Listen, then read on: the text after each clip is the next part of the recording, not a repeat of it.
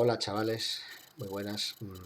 Voy a daros en este vídeo, voy a explicaros una posible solución al problema que os he planteado recientemente. Recordar que el ejercicio era un ejercicio de diseño en el que las condiciones de diseño eran tenemos que controlar la velocidad de un motor de corriente continua de 24 voltios y 2 amperios, y para ello vamos a utilizar un control PWM con 555.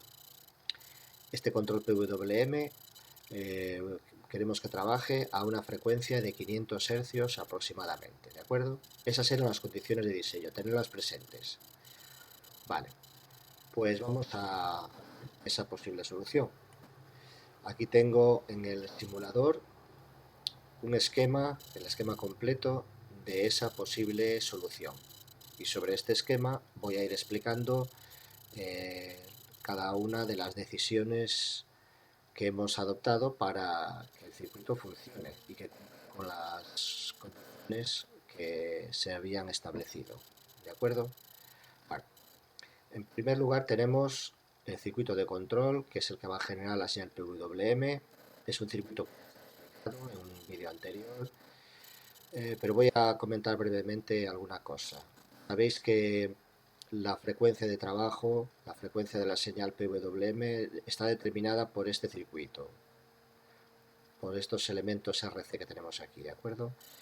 Bien, pues esos elementos RC los he calculado con las expresiones matemáticas que aparecen en el vídeo al que hacía referencia antes, ¿de acuerdo? Esas expresiones matemáticas tenéis que saber usarlas y las deberéis usar, ¿vale?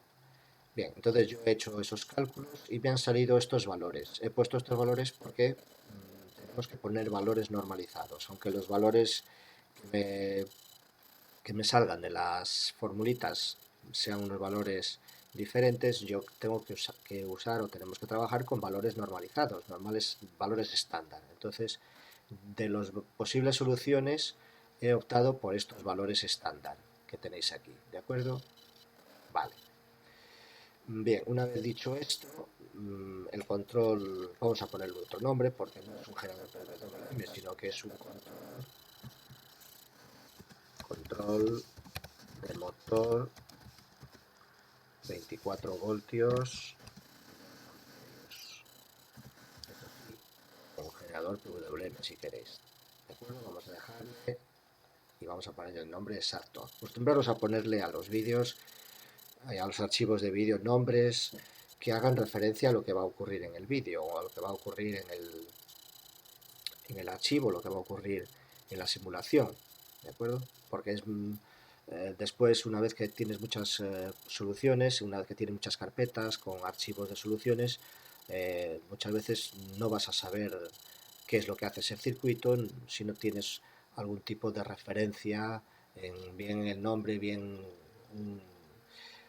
un letrerito como el que pone aquí, ¿vale? Bueno, son cuestiones de organización que cada uno ya depende de lo cuidadoso y organizado que sea. Bueno, vamos a comentar lo que ocurre aquí. Aquí tenemos el circuito de control con 555, que es el que va a encargarse de generar la señal de control, ¿de acuerdo? Y luego hablaré del circuito de carga que tenemos aquí. Vamos a ver si efectivamente la señal de control es la que queremos que sea.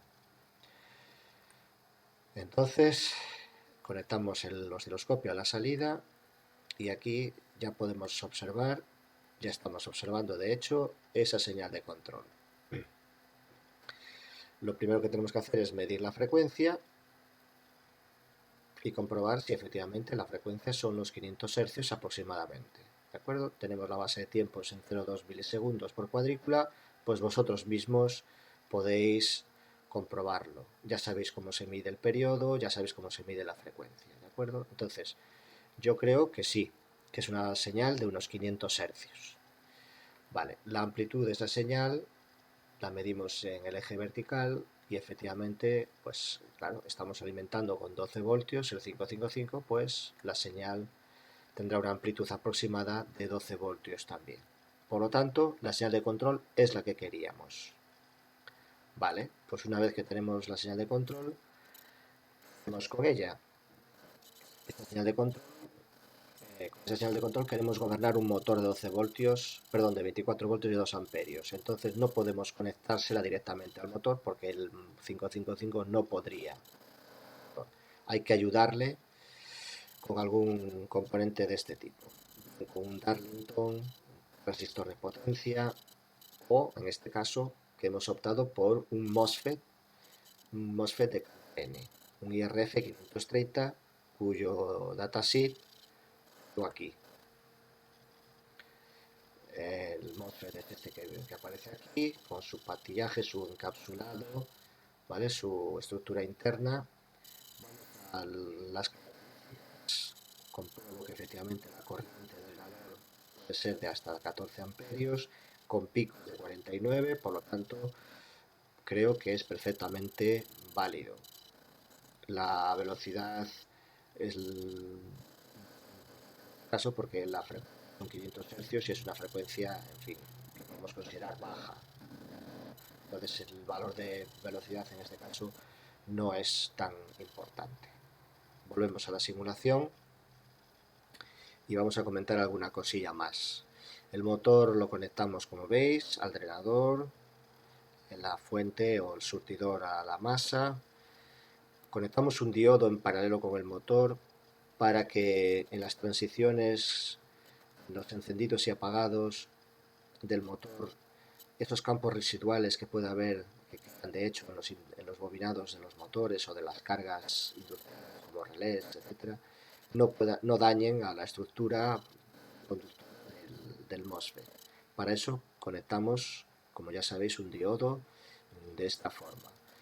Hemos optado por un diodo, un N5408, que aguanta 3 amperios. Creemos que con eso es suficiente. ¿De acuerdo?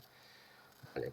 Hemos conectado también a la puerta una resistencia de 100K para que descargue la capacidad parásita que suele aparecer en estos dispositivos MOSFET. ¿De acuerdo? Para que al encender, para que cuando aparezcan los semiciclos, los escalones positivos y negativos de los semiciclos, esa capacidad parásita se descargue y el circuito funcione de manera óptima. Bueno, pues ya solo nos queda conectar la señal de control a la puerta y ver si esto funciona. ¿Vale? Bueno, pues tenemos ahí. Ahora tenemos un ciclo de trabajo pequeño, ¿veis? Por lo tanto, el motor parece que está girando lentamente. Vamos a aumentar el ciclo de trabajo y a ver si surte efecto ese control. Vamos a poner un ciclo de trabajo más grande, cercano ya al 90%. Bueno, pues efectivamente se puede observar que el motor gira más rápidamente. ¿De acuerdo? Se puede observar perfectamente que en principio en simulación tenemos control de velocidad del motor, que era lo que queríamos. ¿De acuerdo? Vale, comentar un par de cosillas más, que son las siguientes. La alimentación principal era de 24 voltios, es de 24 voltios porque el motor así lo requiere, pero el 555 no funciona con 24 voltios. Necesitamos una alimentación más pequeña, en este caso vamos por 12 voltios. Vale, os dejo a vosotros un pequeño ejercicio, recordar, de repaso, de cómo se hacía, qué solución había para que a partir de una señal, de una alimentación principal de 24 voltios, conseguir o alimentar partes del circuito que funcionan con alimentaciones diferentes. Acordaros en este caso estoy haciendo referencia a un regulador tipo 7812, 7805, depende, ¿vale? Entonces, entre la alimentación de 24 voltios y la alimentación de 555 habría que poner un regulador, porque el 555, repito, no funciona con 24 voltios. Podríamos dañarlo. Bien, solo una cosilla más. Vamos a hacer una comprobación. Vamos a insertar un milímetro en el circuito de salida para ver si efectivamente vamos a poner el motor a tope y a ver si efectivamente consume esos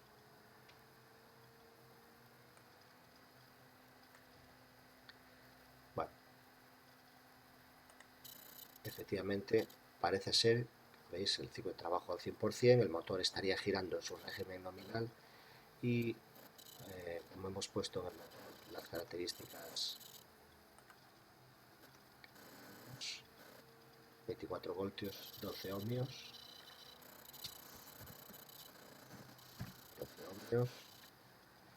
24 voltios a 12 ohmios son 2 amperios. Luego, con un ciclo de trabajo del 100%, el motor giraría a su régimen nominal y el consumo estaría pues eso, cercano a esos 2 amperios. Por lo tanto, en principio los valores, las especificaciones de diseño son las que me pide el problema. Pasaríamos entonces, como ya sabéis, al siguiente paso, que es montar el circuito en prototipo y hacer las comprobaciones, las medidas y las correcciones que fueran oportunas. Recordad que todos estos valores y todas estas medidas, todos estos cálculos, tenéis que hacerlos constar en el archivo PDF que me tenéis que enviar para solución a este ejercicio. Vale, pues espero que os haya servido de ayuda, espero que hayáis aprendido y nos vemos en un vídeo próximamente. Muchas gracias.